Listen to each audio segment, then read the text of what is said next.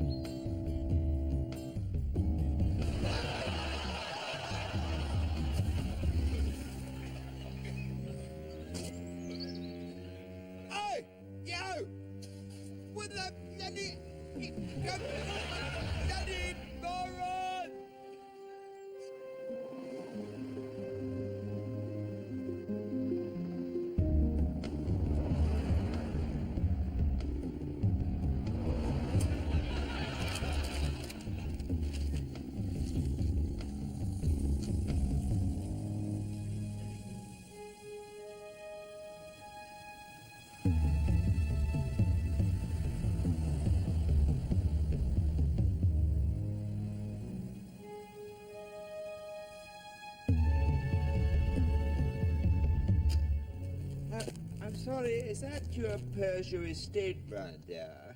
Only I think your front fog lamp seemed to be on for some reason.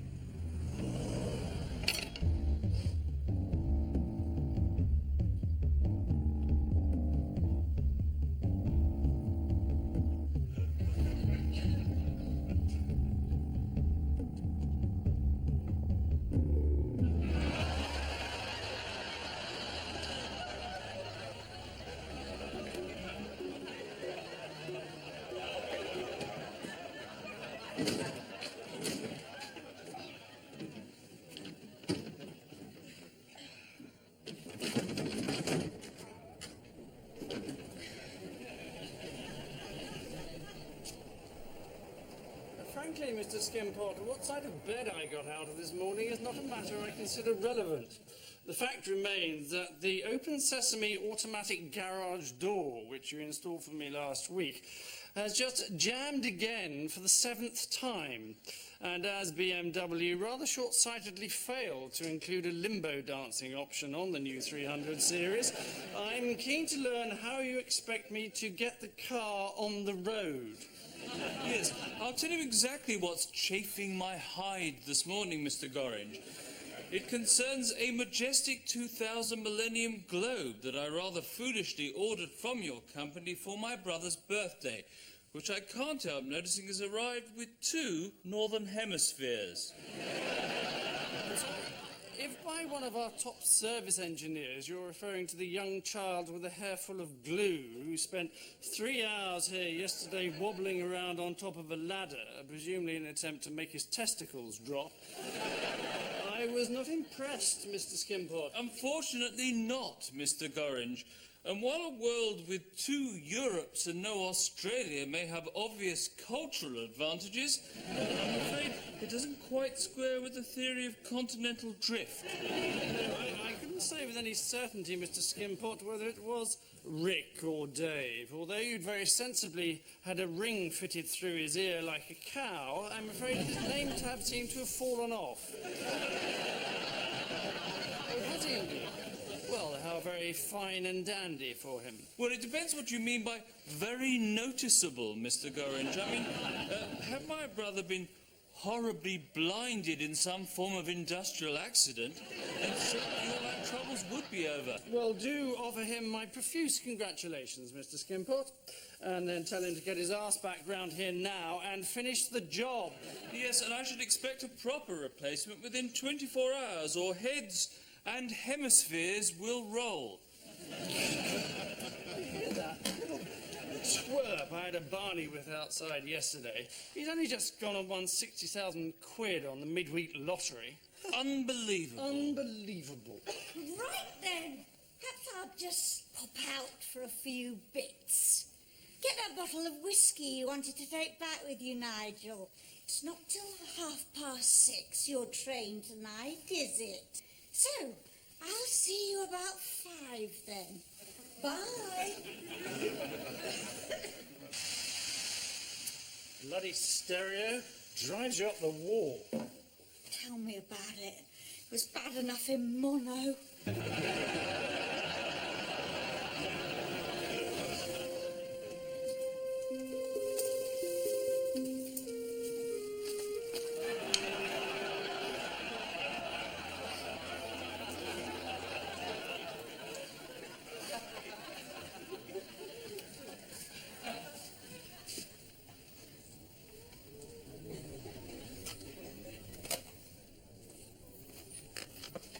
Morning, Mr. Meldrew. I'd get it in boots if I were you. What? The anosol. They'll charge the earth in places like this. Oh, I was just, No, I'm glad I've run into you, actually. Only I've been meaning for ages to give you this. It's the second prize in the Eczema Sufferers Tombola. You forgot you bought a ticket.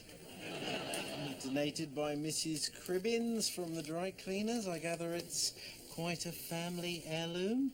yes, it's It's her late husband's false beard. He always had that chronic facial dermatitis. Now, she's had it all steam cleaned and everything, but be very sparing with the gum arabic. yeah, right. I'll bear that in mind. All set for the big day tomorrow? Oh, yes. They say it's one of the most traumatic events in your life, don't they? Moving house, but, oh, I don't know. There are far too many memories for me. Well, if I don't see you before you go, keep in touch and, well, I hope it all works out for you. Oh, well, thank you very much, Mr. Meldrew. That's very kind. And,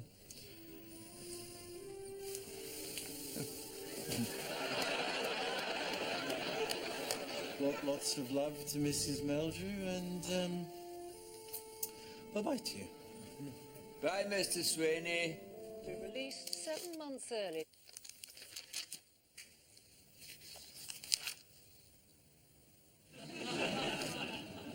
Our hinterland of the Shushin. A ragtag army of farmers and simple goat herds waits for another dawn to break. But with daylight comes the renewed threat of mortar attack. And already behind me, forces loyal to the junta have begun shelling rebel positions. This is Skip Holbrook for CNN News on the southern slopes of the Argyll Black Pass. What's this supposed to be like? Any good? Depends if you like watching grown men take their clothes off.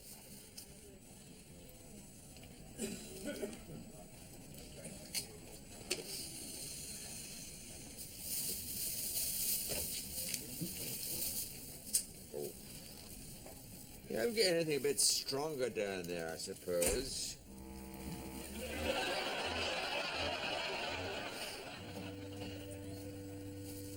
What do you mean exactly? A bit stronger. Pippa, lovely to see sit down. I think this is still warm. I'm sorry about this, but I just had to get away from the Brothers Grimm this morning. We'll go completely doolally. Oh, is this the one you've been telling me about? She's been over from Norfolk? Yes.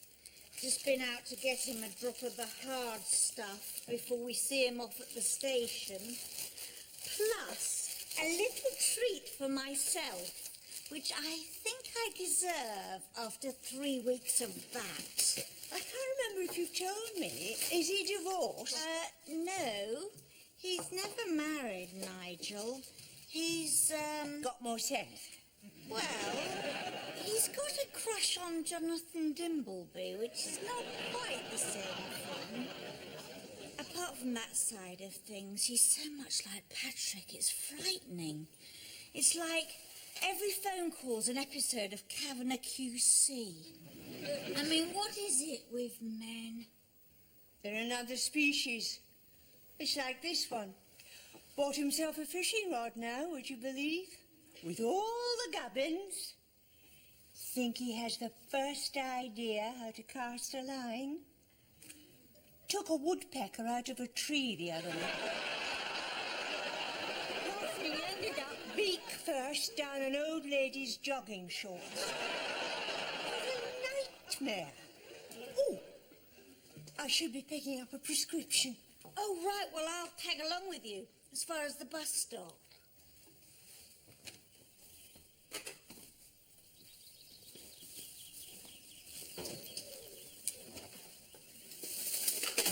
Oh, for God's sake.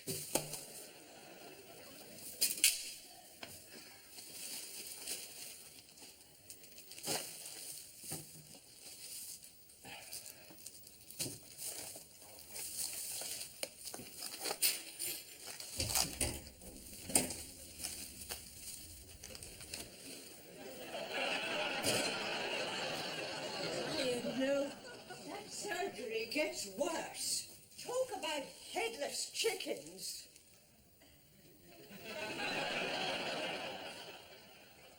Oh, and why didn't you throw this back, Victor? Sorry? Into the bloody fridge where it came from. Must be at least 3 days past its sell-by. Why you keep going in that place is beyond me.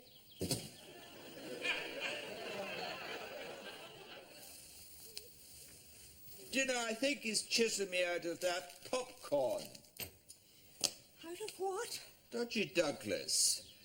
Said he'd a nice bit of popcorn out the back if I fancied it to go with the video. Then he didn't put it in, if you please. Oh, with that other bastard first thing, I just about had a day of it. Still, it'll all be good material for when I give my talk. Your talk?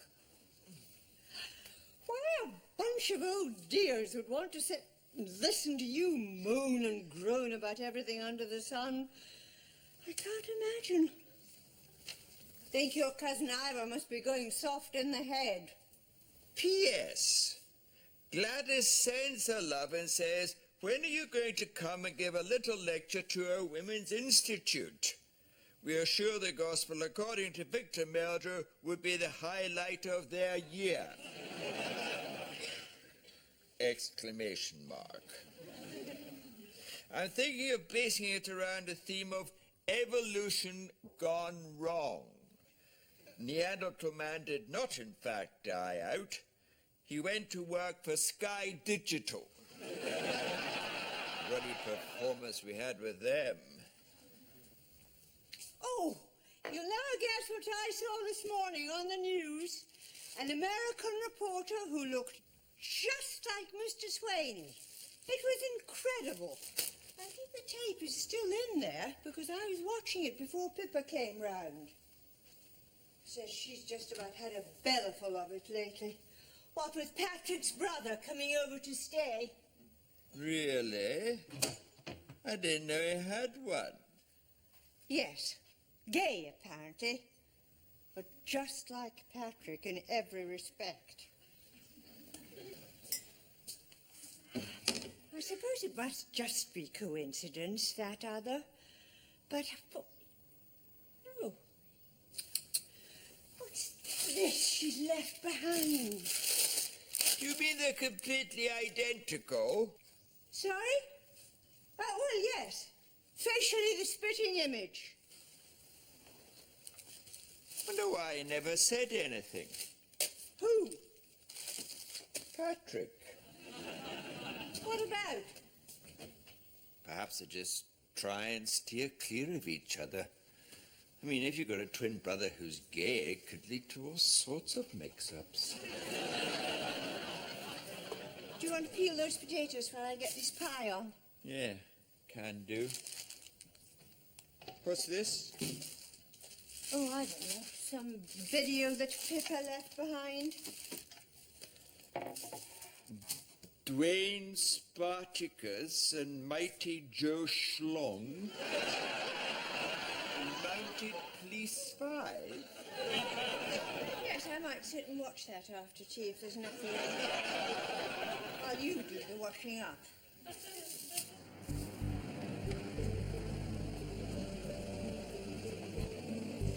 Now, can you imagine in our wildest dreams that he's been back to fix it? Alfie's just won a fortune on the lottery. I should think he's jacked the job in. He's halfway to Barbados by. Or, with a few firm words on the phone this morning, taught him the error of his ways.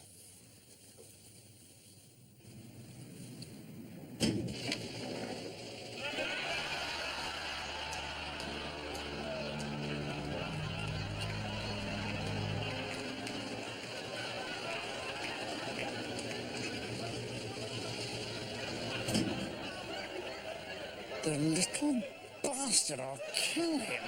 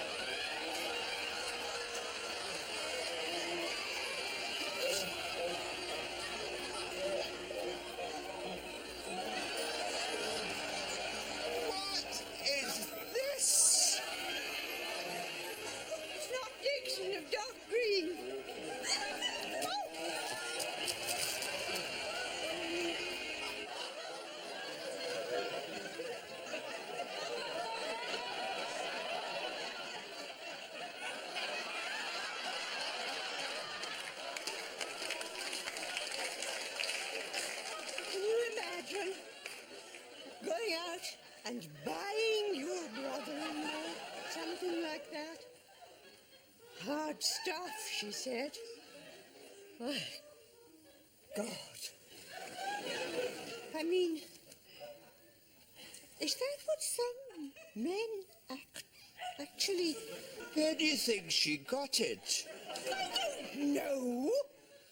All I know is that's your first job tomorrow morning. To take it back to them. Where did I put those smelling salts?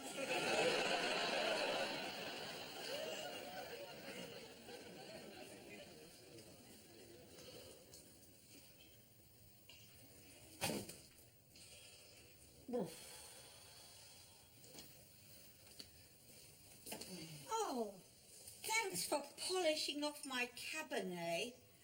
I've been looking forward to that all afternoon. Sorry, I thought it was going begging. After all the upheaval today, I needed something to steady my nerves. What? I don't know, I just suddenly felt a bit clogged up. Some reason? Just look at that. You've done everything but suck the bloody cork. Where is the cork, anyway?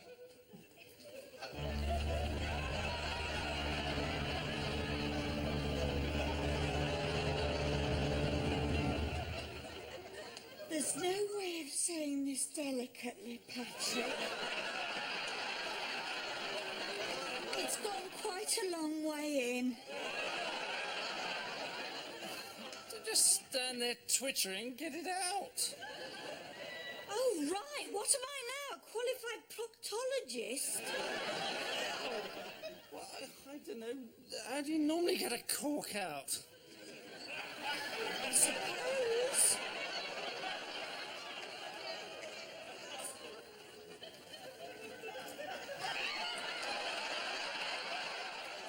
That one, you witless woman? The one in the drawer that we take on holiday. How's that going to work?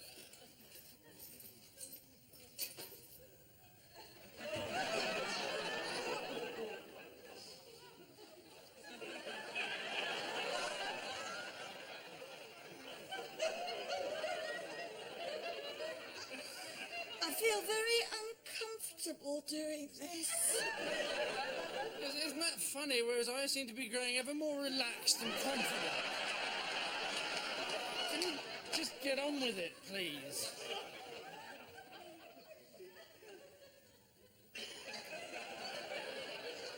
No! Sorry about that. Oh, perhaps I'd better call the hospital.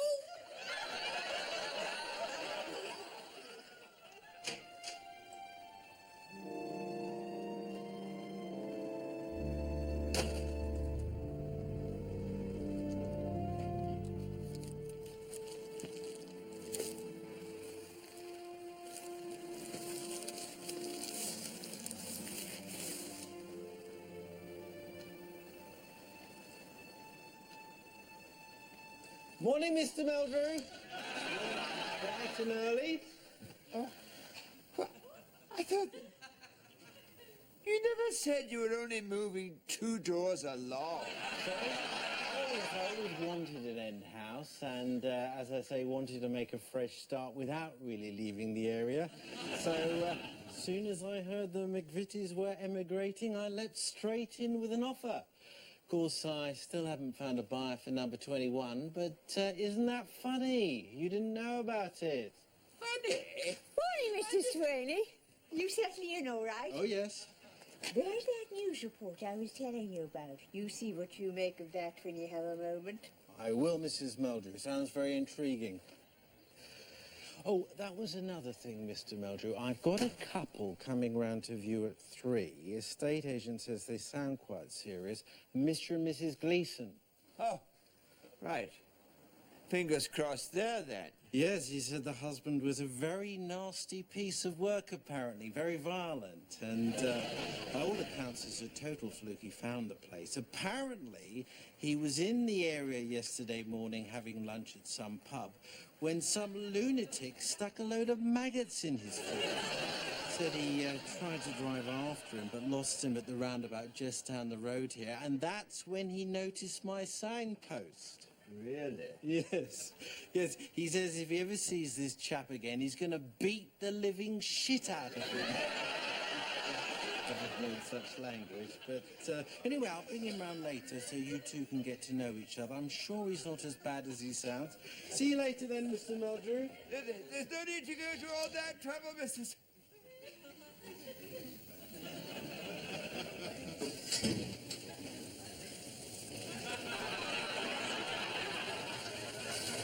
Get down out there. Why don't you just leave it till later? Leave it till later, the place will be packed. With all the usual walking wounded, people with tennis rackets through their heads. Be lucky to see a doctor this side of Christmas. So, how do you think they're gonna get it out? Well, I imagine they'll just give me 8 pints of Tizer and tell everyone to stand well back. They have a tried and tested procedure. for this sort of thing. Why is it we don't have any umbrellas any longer? Because you keep leaving them all in restaurants. Oh, hang on. I think I left that lavender one of mine in the kitchen. Lavender one? Yes, if you think I'm going to be seen walking around with that in my hand, you're very much mistaken.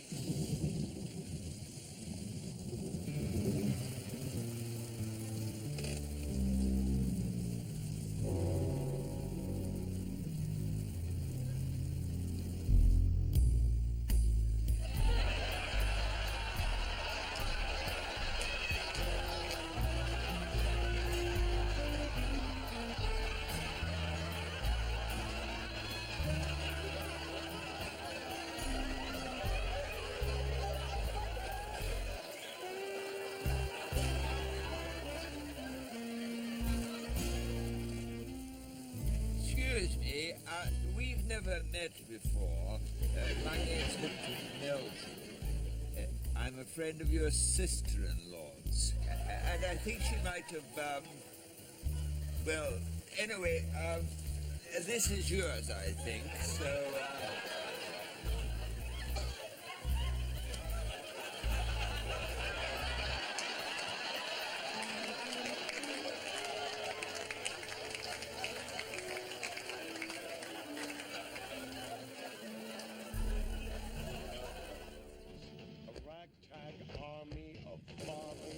simple goat herds waits for another dawn to break. But with daylight comes the renewed threat of mortar attack. And already behind me, forces loyal to the junta have begun shelling rebel positions. This is Skip Hoberman for CNS News on the southern slopes of the Argai-Bullock Pass.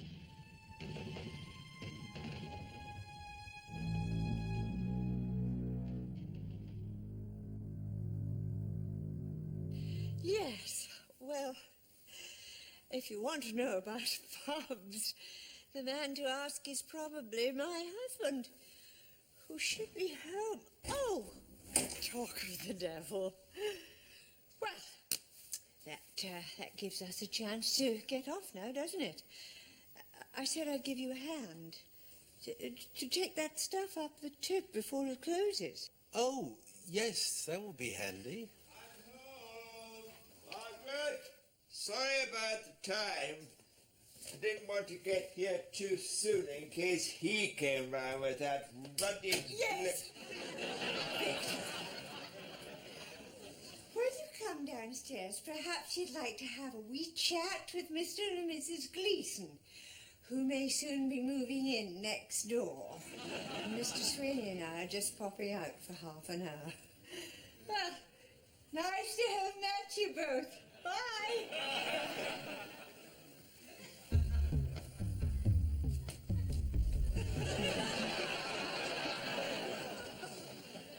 Now, I'm not saying he will get out, but if he does, you don't let him know you're frightened, okay?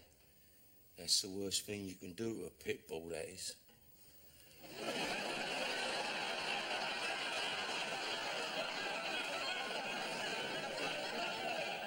Right, so he's not dangerous then, exactly. Dangerous? He killed a bleating swan the other day. That brought him back to the house, didn't he? As I say, you gotta use a bit of psychology. Well, I don't want to hurry you both, but the way the traffic is at this end of town, Right. So, hope to see you again, perhaps in the near future. Thanks for the beers. Not at all. Thank you. Bye.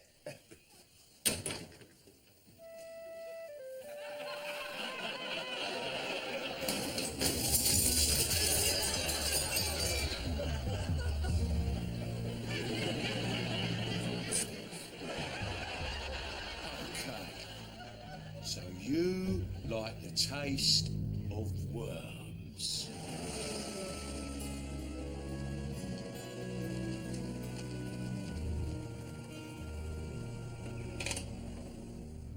Well, thanks very much then, Mrs. Belger. I appreciate you spending the time. Yes. It's surprising how much junk you do accumulate over the years without really being aware of it. Could do with a good clear out ourselves one of these days, if it comes to that. All right, Mr. Sweeney. I thought you'd be more chipper today with the new house and everything. Oh, yeah, well, of course I am. I suppose. It's ever since I gave you that tape to watch. That man, he wasn't anyone you... He wasn't a relative or anything. Oh, no. It's just a bit of a shock to the system, something like that. As if, I don't know, someone was taunting me with a glimpse of the man I should have been. It's hard to imagine Skip Herberman living at home with his mother for 40 years, running Tom Bowlers. Like an overgrown Boy Scout.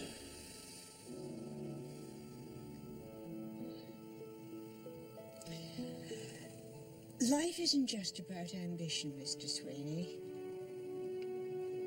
Just earning the respect of others as a decent and gentle human being is enough for anyone to be proud of.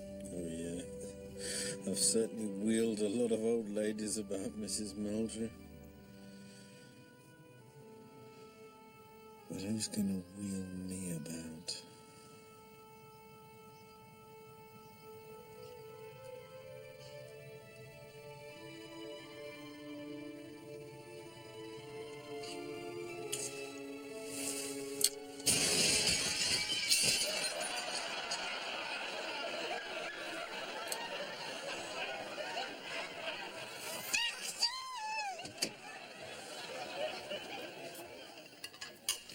I suppose all this will be going into your lecture, will it?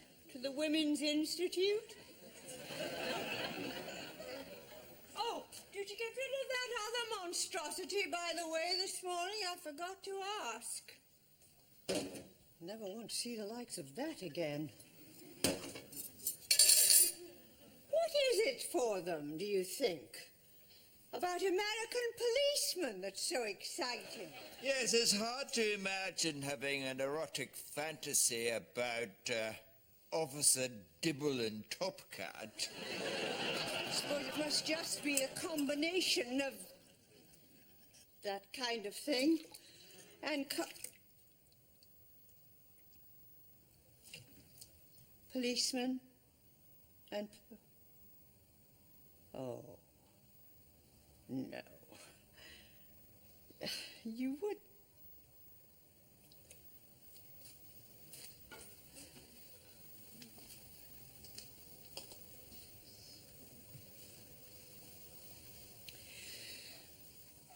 Yesterday afternoon, when you bought that stuff from Dodgy Douglas... Yes? He said he had some nice popcorn out the back if you fancied it. Yes? And you said... Go! God, Victor!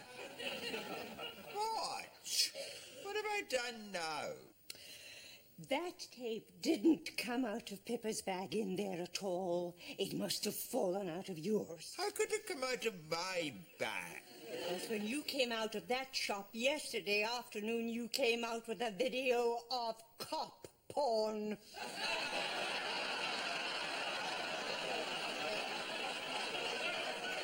As if that wasn't bad enough, we've just handed it over to...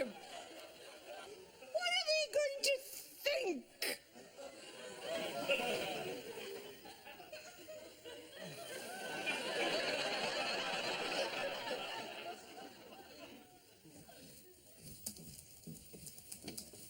Right, I'll be off in a sec then. You going to be all right this evening? I'm not going to come home and find you with a Marmite lid up your bottom or anything.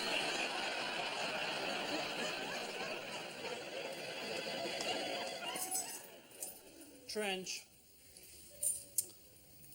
I'm sorry, Mr. Meldrew? Video. Yes, I did give the title a quick glance. Something to do with Canadian Mounties, wasn't it? Yes, as it happens, I was up at the hospital this morning. They were appealing for donations for the new children's annex. Books, videos, toys, that sort of thing. And there was a big plastic skip just inside the door, so I put it in there. Sorry, Miss Meldrew, are you all right? It just sounded like you were having some kind of pulmonary embolism. Video? What video is this, then? This one here, containing hardcore gay pornography. Quite what compelled him to give it to me in the first place will almost certainly never be known, but it is, I fear, a deranged act which cannot go unpunished. What now? It's in a bin at the Charterers General. And that casualty closes at 8. The cases are passed on to the Bedford. Well, we can't just leave it there. No. We certainly can't.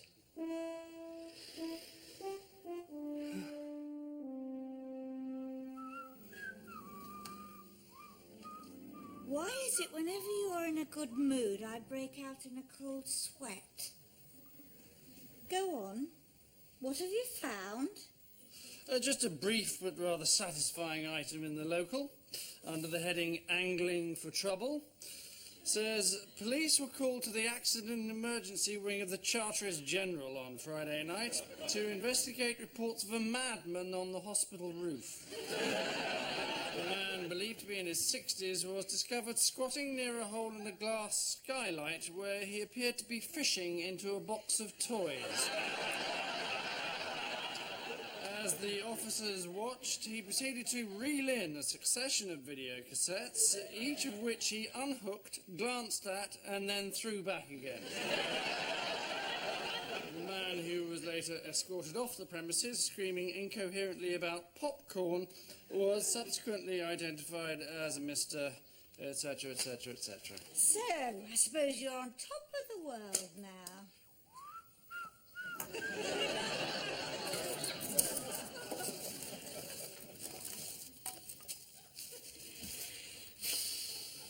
Look at this. I sent a pocket calculator away to be repaired. And it come back in all this lot. I've just been talking to Mr. Swaney out there. He's in a good mood. Apparently that Skip Hoberman's just been blown up by a landmine. He's taken it as a sign you're better off not trying to be a hero. I mean, this is the ultimate proof, isn't it, that we're descended from apes? Polystyrene. Bloody stuff. What are you supposed to do with it? You can't fold it, you can't squash it, you can't bend it. You... Don't stop. Oh, stop that. Look, this little white globule stuck in the carpet like dandruff.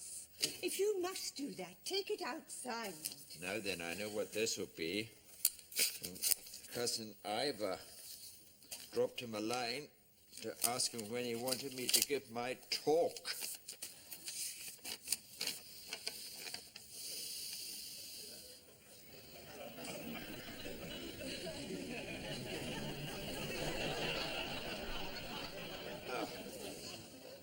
Wonderful. Well, that's that then. What did he say? Dear Victor, thank you for your recent inquiry. Unfortunately, when we asked if you could address a meeting of the Women's Institute, we were not being entirely serious. Can you imagine, Gladys says, trying to sell tickets to a talk by Victor Meldrew? We wouldn't be able to pay people to come. Exclamation mark. Well, our best wishes and love to Margaret, Ivor.